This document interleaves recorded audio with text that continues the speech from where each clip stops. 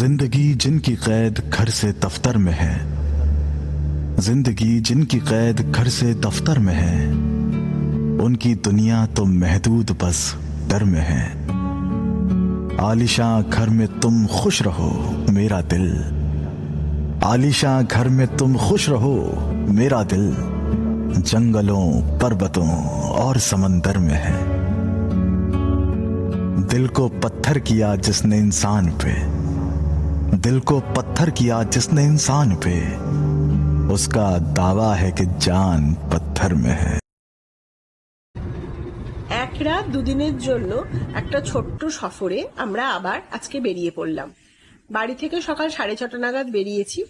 সোজা দিল্লি রোড হয়ে আমরা পানাগড় হয়ে দুর্গাপুর এক্সপ্রেসওয়ে ধরে রানীগঞ্জ অব্দি যাব। তারপরে রানীগঞ্জ থেকে একটা রাস্তা ঘুরে যাচ্ছে, সেদিকে ঘুরবো। সেটা যখন যাব তখন তোমাদেরকে দেখাবো। আমরাও প্রথমেই ওই দিকে যাব। রানীগঞ্জ অব্দি রাস্তাটা আমরা জানি, কিন্তু তারপরে আমরা গুগল ম্যাপের সাহায্য নিয়েই যাব। এই আজাদ হিন্দ ধাবার সামনে এসে থামলাম।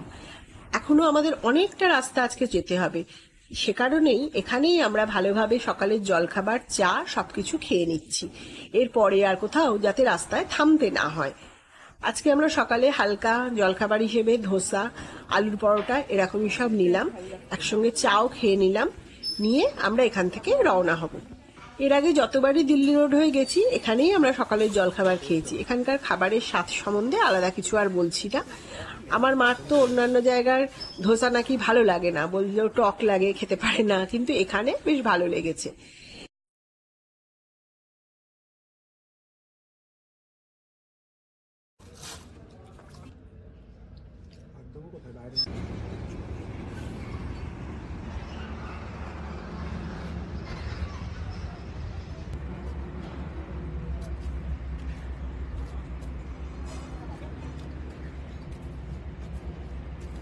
নিজেদের মধ্যে একটু গল্প করে সকালের জলখাবার খেয়ে আবার আমরা বেরিয়ে পড়লাম রাস্তায়।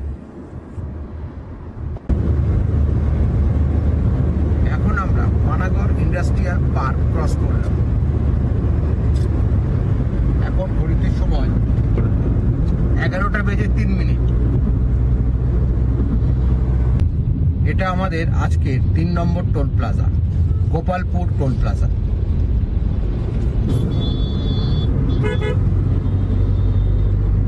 আমরা 11:20 সময় দুর্গাপুর ক্রস করছি।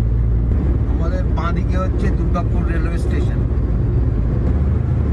এই রাস্তা সোজা আসানসোল হয়ে চলে গেল। আমরা এখন ক্রস করছি Durgapur city.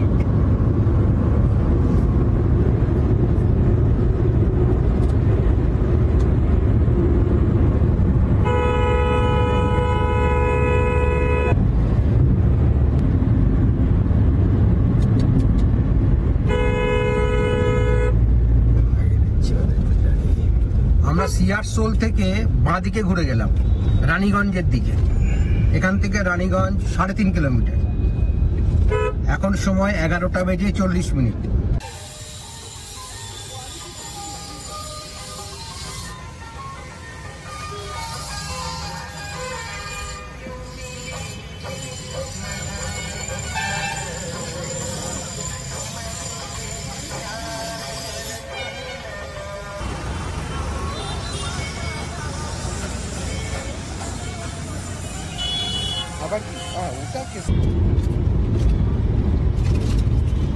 Raniganj city cross করছি আমরা। 12টা বেজে গেছে। এখানে দামোদর নদীর উপর দিয়ে যাচ্ছি। ও বলাই তো হয়নি আজকে আমাদের গন্তব্য কোথায়। আমাদের গন্তব্য আজ বড়ন্তি, পুরুলিয়ার বড়ন্তি।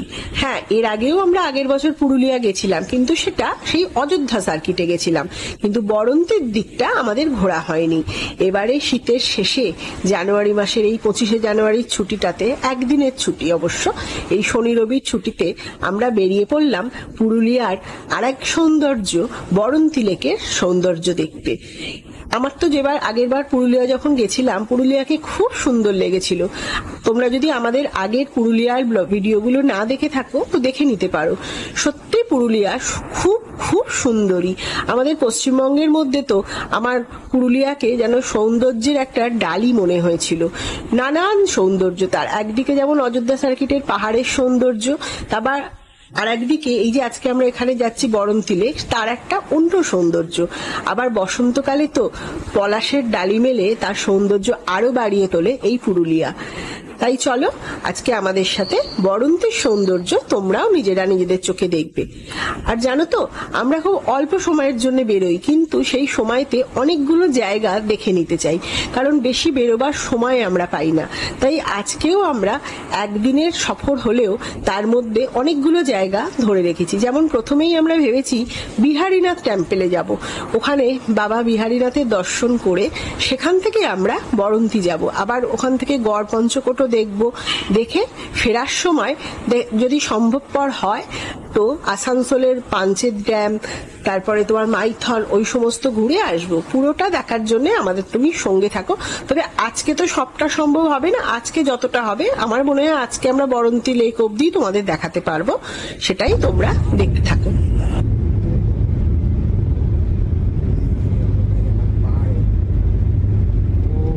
আস্তে আস্তে আমরা উঠছি, অনেকটা উঠে এলাম। ওই দূরে দেখো পাহাড়।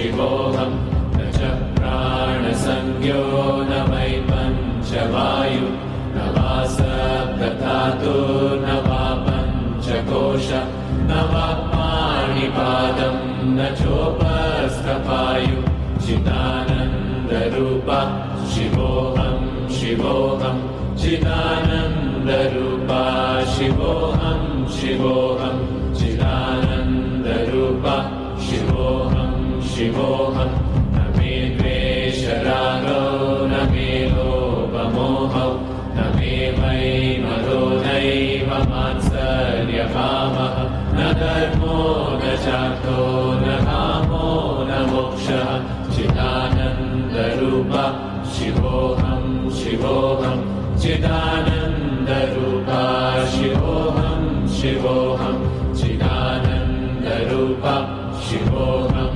शिवोऽहं न पुण्यं न पापं न सौख्यं न दुःखं न मन्त्रो न तीर्थं न वेदा न यज्ञः अहं भोजनं नैव भोज्यं न भोक्ता चिदानन्दरूपा शिवोऽहं शिवोऽहं चिदानन्दरूपा शिवोऽहं शिवोऽहं चिदानन्दरूपा शिवोऽहं शिवोऽहं न मे मृत्युशङ्का न मे जातिभेदः विना नैव मेनैव माता न जन्मः न बन्धुर्न मित्रं गुरुर्नैव शिष्यः चिदानन्दरूपा शिवोऽहं शिवोऽहं चिदानन्दरूपा शिवोऽहं शिवोऽहं चिदानन्दरूपा शिवोऽहं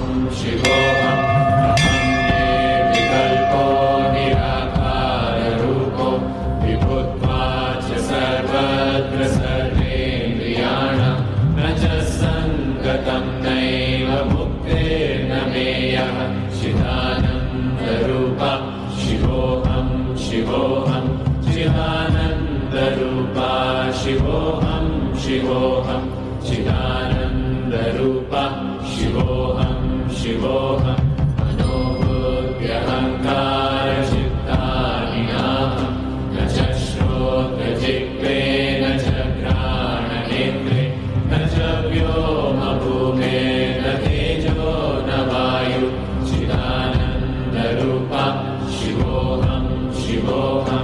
सच्चिदानन्दरूपा शिवोऽहं शिवोऽहं चिदानन्दरूप। এই পুকুরটাও কি বাবারই পুকুর? এই জলের কোনো বিশেষ এই জলটাই বাবার কথা বলা হয়। এই জলটা কি এমনি পুকুরই তো এটা নাকি? এই বিহারীনাথ মন্দিরের ঠিক উল্টো দিকেই পুকুরটা, আর এই পুকুর থেকেই না জল তুলে নিয়ে গিয়ে বাবার মাথায় দেওয়া হয়। জায়গাটা খুব সুন্দর লাগছে, পুকুরের চারপাশে সবুজ গাছপালা, পুকুরের ঘাটেও এরকম বসার জায়গা, বেশ ভালো লাগছে। আর ঠিক পুকুরের উল্টো দিকেই দেখো মন্দির, বাবার মন্দির। এই যে একদম বাবার মন্দির থেকে নেমে এসেই সোজাই পুকুরটা, খুব প্রাকৃতিক সৌন্দর্য। হ্যাঁ, খুব ভালো লাগছে জায়গাটা, নিরিবিলি মিষ্টি একটা অন্যরকম। এখানে শিবরাত্রির সময় খুব বড় মেলা হয়, 4-5 দিন ধরে মেলা বসে, অনেক দূর দূরান্ত দোকান বাজার সব বসে। আর এই মন্দিরটা বহু বহু বছরের, প্রায় 500 বছরের। এখানে নাকি বাবা মাটি খুঁড়ে উঠেছিলেন, এখানকার একটা আলাদা মাহাত্ম্য আছে এখানকার মানুষরা, তাই বলছেন। পাতাল ভৈরব বলা হয় তো ওনাকে। বিহারীনাথ, বাবা বিহারীনাথ। আমরা বাবা বিহারীনাথের দর্শন করে এখান থেকে এখন বেরিয়ে যাচ্ছি। এখন আমরা যাব এখান থেকে গড়পঞ্চকোট। এখান থেকে প্রায় 40 কিলোমিটার, ঘন্টাখানেক সময় লাগবে। তারপরে ওখান থেকে আমরা যাব বড়ন্তি। এটা বিহারীনাথ ইকো ট্যুরিজম। আমাদের প্রথমে এখানেই থাকার কথা হয়েছিল। দেখো কত বড়। এখানে বোধহয় মন্দিরের একদম গায়ে এই বিহারীনাথ ইকো ট্যুরিজমটা, একদম মন্দিরের গায়ে এবং বিহারীনাথ পর্বতের একদম গায়ে এই বিহারীনাথ পাহাড়। বিহারীনাথ মন্দির থেকে গড়পঞ্চকোট, যেটা আমি 40 কিলোমিটার বললাম ওটা ভুল বলেছি, ওটা 25 কিলোমিটার। যেতে সময় লাগবে 40-45 মিনিট মতো সময় লাগবে। আমাদের প্ল্যানে আবার পরিবর্তন। আমরা আগে যাচ্ছি কল্যাণ লেক রিসোর্ট, ওখানে লাঞ্চ করে তারপরে আমরা যাব এই কোথায় যাবো জানো? গড়পঞ্চকোট। হ্যাঁ, যদি খেয়ে দিয়ে উঠতে উঠতে সন্ধ্যে হয়ে যায় তাহলে একেবারে লেকে চলে যাবো। তাহলে গড়পঞ্চকোটটা আবার কাল সকালে ভাবা যাবে মানে যেতে তো হবেই, এসছি এত কষ্ট করে। হ্যাঁ, আর জয়চণ্ডী পাহাড়টা দেখা যাক কাল যদি যেতে পারি। তবে এখানে সেরকম গরম। আমরা এই যে বিহারীনাথ মন্দিরটা দর্শন করলাম, এটা কিন্তু বাঁকুড়া।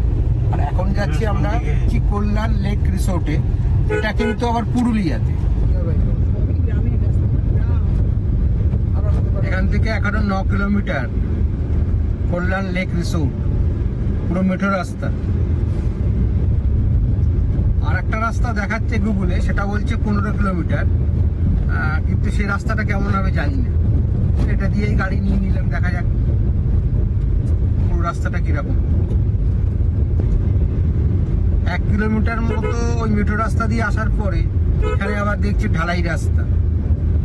এই রাস্তাটা অতটা খারাপ না, ভালো, ছোট গাড়ি যাওয়ার পক্ষে ভালো।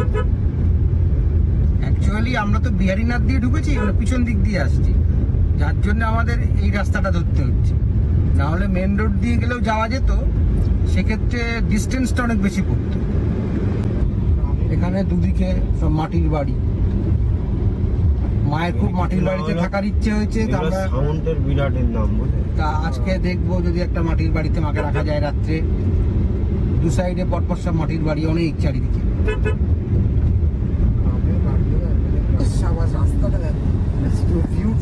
ভিউটা দেখো, কি দারুণ ভিউ, দুর্দান্ত ভিউ।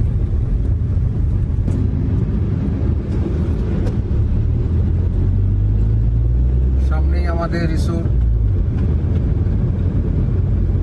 কল্যাণ লেক রিসোর্ট। এই রাস্তাটা বেশ ভালো, এটা হাই স্কুল। দূরে পাহাড় আর এই রাস্তা। তারপর আপনি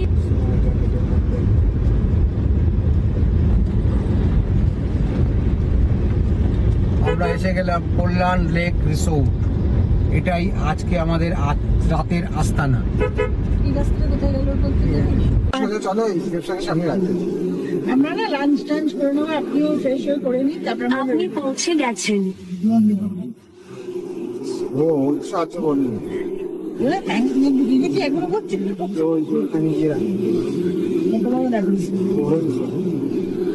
রিসোর্টেই আমরা লাস্ট ইয়ার পুরুলিয়াতেও ওদের রিসোর্টেই ছিলাম না? এটা কল্যাণ ফরেস্ট। এটা কল্যাণ ফরেস্ট রিসোর্ট, এটা কল্যাণ লেক রিসোর্ট। কল্যাণ লেক রিসোর্টে আমরা যে রুমটা নিয়েছি সেই রুমটা চলো তোমাদের একটা ট্যুর করিয়ে দিই। আমাদের রুমটার নাম গড়াঙ্গি। রুম থেকে ঢুকেই ডান দিকে দুটো কিং সাইজের বেড আছে, 4 জন আরামসে থাকতে পারবে এখানে। আর বাঁ দিকে হচ্ছে ওয়াশরুম, ওয়াশরুমে একটা বেসিন আছে, কমোড আছে, গিজারের সুব্যবস্থা আছে। ওয়াশরুমটা খুব একটা ছোটও না, খুব একটা বড়ও না, ঠিক আছে, মিডিয়াম সাইজ, পরিষ্কার পরিচ্ছন্ন। ঘরের মধ্যে একটা ব্যাগ ফ্যাগ রাখার জন্য একটা এরকম টেবিল মতো করা আছে, একটা ছোট্ট ওয়ার্ড্রপ আছে।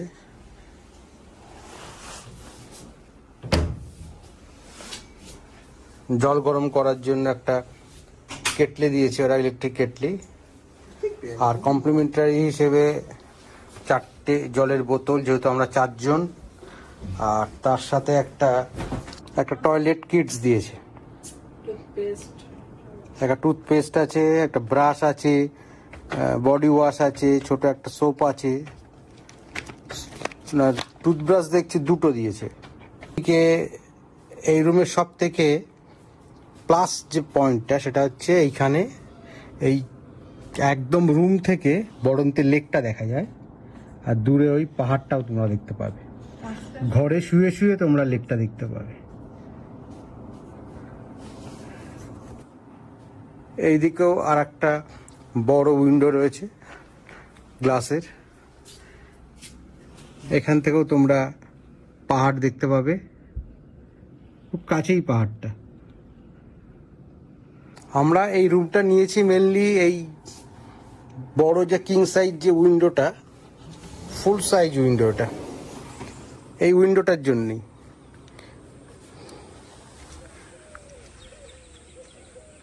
এখানে কিছু টেন্ট আছে, 6খানা টেন্ট দেখতে পাচ্ছি।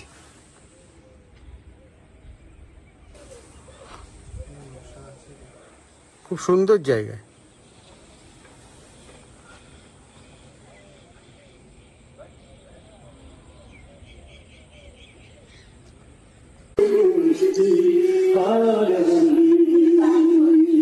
এটা ওদের রেস্টুরেন্ট, বড়, অনেকে একসাথে বসতে পারে এখানে, তবে আজকে খুব ফাঁকা। আজকে কেন ফাঁকা সেটাই আমরা অবাক হচ্ছি, কারণ আজকে 25 তারিখ, কালকে 26শে জানুয়ারি, তা সত্ত্বেও আজকে খুব বেশি গেস্ট এখানে নেই। আজকে সকালে নাকি একটা বড় গ্রুপ বেরিয়ে গেছে, 40-45 জনের একটা গ্রুপ বেরিয়ে গেছে। এই রেস্টুরেন্টে বসে তুমি খেতে খেতে বড়ন্তি লেক দেখতে পাবে। রিসোর্টটা এমনি ভালো, বেশ ফাঁকা নিরিবিলি, অনেকটা জায়গা জুড়ে আছে। আমরা এখন যে লাঞ্চটা করলাম, আজকে তো শনিবার, যার জন্য আমরা পিওর ভেজ লাঞ্চ নিলাম। বেগুনিটা ভালো ছিল। আমরা এই রুমটাতে আছি, এইটাতে গড়াঙ্গি, গড়াঙ্গি না আমাদের রুমটার নাম? গড়াঙ্গি। এখানে 6খানা টেন্ট আছে, আগেই তো তোমাদের দেখিয়েছি উপর থেকে। এখন এই নিচটা একটু ঘুরতে এলাম। অনেকটা জায়গা জুড়ে এদের রিসোর্টটা। ওটা পুরনো আমার যেমন হয় রিসোর্টটা। খুব পুরনো নয়, হ্যাঁ, ভিউটা খুব ভালো, একদম বড়। হ্যাঁ, ভিউটা খুব সুন্দর। এদিকে পাহাড় রয়েছে, ভিউটা বারবারই আমি বলছি খুব সুন্দর। বিশেষ করে আমরা যে রুমটাতে রয়েছি সেখান থেকে তো খুব সুন্দর ভিউ। খেয়ে দিয়ে উঠে এখন একটু হাঁটতে বেরিয়েছি, এখনই আবার বেরোবো। এখন একটু বড়ন্তি লেক যাব, তার আগে হয়তো গড়পঞ্চকোট যাব। আর এই যে আলোগুলো দেখছো, এই রকম আলো আমরা যখন লাস্ট ইয়ার পুরুলিয়াতে ওদের আরেকটা যে রিসোর্ট আছে কল্যাণ ফরেস্ট রিসোর্ট, সেখানেও এই টাইপেরই আলো দিয়ে সাজানো ছিল। ওই ব্লগটার ডেসক্রিপশন বক্সে আমরা লিংক দিয়ে রাখবো, তোমরা ইচ্ছে করলে একবার দেখে নিতে পারো। এখানে একটা ঘোরানো সিঁড়ি আছে, এখান থেকেও ফার্স্ট ফ্লোরে যাওয়া যায়। কত পিঁপড়ে হয়ে আছে গাছটাতে, এই যে রিসোর্টের মধ্যে কত পিঁপড়ে হয়ে আছে, দেখো গাছে।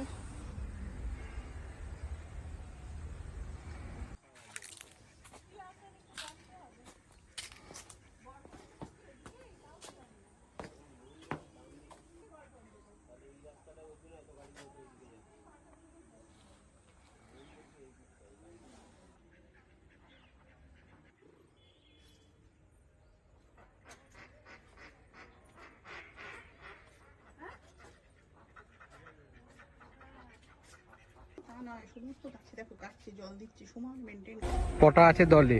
1 2 3 4 5 6 7 8 9, 9খানা। ব্যাটার মনে হচ্ছে জলে নামবে। আর কতগুলো জলে আছে দেখি, গুনতি করো। এই দেখো সামনে উড়ে উড়ে নামবে। 1 2 3 4 5 6 7 8 9 10 11টা মনে হচ্ছে, টোটাল মনে হয় 20খানা আছে। চলো বেরিয়ে পড়ি, গড়পঞ্চকোট ঘুরে বরন্তি লেকের কাছে যাবো। কেন অন্ধকার হয়ে গেছে, সানসেট হয়ে গেলে আর কিচ্ছু দেখতে পাবো না। তাড়াতাড়ি চলো একটু। দেবরাজ তো উপরে, দেবরাজ নামো, ওখানে নেমে আসবে। চলো চলো আমরা হাঁটি আস্তে আস্তে। এখন তোমার 4টে বেজে গেছে, 4:05 হয়েছে। আমরা এই রিসোর্ট থেকে বেরিয়ে এবার গড়পঞ্চকোটের দিকে যাচ্ছি। গড়পঞ্চকোট দেখে আবার তাড়াতাড়ি করে বরন্তি লেকে আসবো। সানসেটটাই বরন্তি লেকের মেন দেখার বিষয়, কিন্তু এখানে তো মনে ততক্ষণে সূর্য অস্ত চলে যাবে আমাদের আস্তে আস্তে। তাড়াতাড়ি আসবো। আবার গড়পঞ্চকোটের ওখানেই জয়চণ্ডী পাহাড়, মানে গেলে একসঙ্গে দুটো দেখে আসলে সুবিধে হয়, কিন্তু এই সময়টাকে মেনটেন করবো বলে হয়তো আমরা এখন জয়চণ্ডী পাহাড়টা যেতে পারবো না। দেখা যাক। আমরা এখন আর গড়পঞ্চকোট গেলাম না, কারণ এই সানসেটের টাইম হয়ে যাচ্ছে তো, ওই কারণে আগে আবার গাড়ি ঘুরিয়ে বরন্তি লেকের দিকেই যাচ্ছি, যেখানে সানসেট পয়েন্টটা। কারণ এটা তো আজকে দেখে নি, যদি দরকার হয় গড়পঞ্চকোট না কালকেও দেখতে পারবো, কিন্তু সানসেট আর কাল আমরা থাকবো না। ওই জন্য এখন আমরা এদিকেই যাচ্ছি। আর এই রাস্তাতে দেখো কত অনেক রিসোর্ট আছে। এই মানে আমাদের রিসোর্টটা তো একলাই ছিল, কিন্তু এদিকে পর পর সব চলে যাচ্ছে বরন্তি লেক সানসেট। বরন্তি ড্যামের উপর দিয়ে যাচ্ছি। ও কি দারুণ লাগছে। সানসেটের সময়তেই হ্যাঁ, এখানে গাড়ি থেকে নামতে হবে, কিন্তু এখানে গাড়িতে বসে বসে করলে হবে।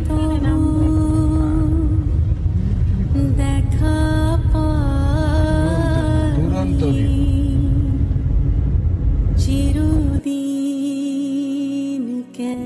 আমরা নানান জায়গায় সূর্যোদয়ের সৌন্দর্য উপভোগ করেছি। কোথাও পাহাড়ে গিয়ে দেখেছি সূর্যোদয়, কখনো সমুদ্রের ধারে দেখেছি সূর্যোদয়, কিন্তু সূর্যাস্তের সৌন্দর্য যে এতটা সুন্দর হতে পারে সেটা আগে কখনো আমার তো দেখা হয়নি। এই বরন্তির ধারে দাঁড়িয়ে সূর্যাস্তের এই সৌন্দর্যে মনটা যেন কেমন উদাস হয়ে গেল, তাকিয়েই থাকতে ইচ্ছে করছিল। সূর্যটা দেখো আস্তে আস্তে যেন একটা এই জলের মধ্যে যেন ডুবে যাচ্ছে, আর সূর্যের ছায়াটা দেখো কি সুন্দর জলের মধ্যে পড়েছে। দুটো সূর্য একসঙ্গে যেন আমরা দেখতে পাচ্ছি। খুব সুন্দর একটা মায়াবী রূপ সৃষ্টি করেছে এখানে, আর ঠান্ডা হাওয়া তার সঙ্গে গায়ে লাগছে। এটা ঠিক নিজেরা বলে বোঝাতে পারবো না, তোমরা যদি আসো নিজের চোখে দেখে এই সৌন্দর্য নিজেরাই বুঝতে পারবে।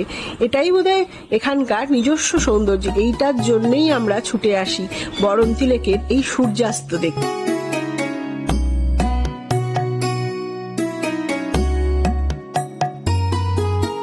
মাঝে মাঝে তবু দেখা পাই, চিরদিন কেন পাই না।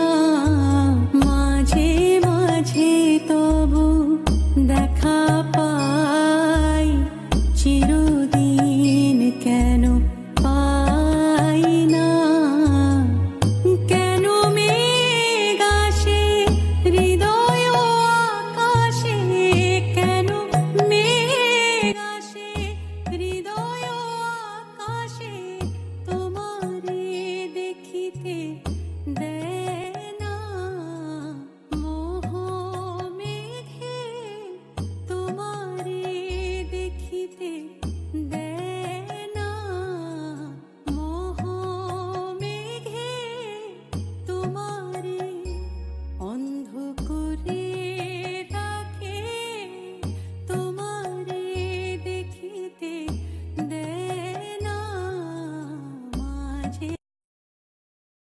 আমরা এখন স্ন্যাক্স খাচ্ছি। আজকেও স্যাটারডে, ভেজ। দেখো এটা হচ্ছে ভেজ পাকোড়া, এর মধ্যে বললো বাঁধাকপি আর গাজর আছে, অনিয়ন নেই। আর এগুলো হচ্ছে ফ্রেঞ্চ ফ্রাইস, আর এটা পনির পাকোড়া। আচ্ছা, এই দিয়ে এখন আমাদের ইভিনিং স্ন্যাক্স হচ্ছে। এতক্ষণ আমরা ঘুরে বেরিয়ে এসেছি, একটু বসে রিল্যাক্স করে এই স্ন্যাক্স খেয়ে এবার আবার রিসোর্টে একটু ঘুরতে যাবো ভেতরটা।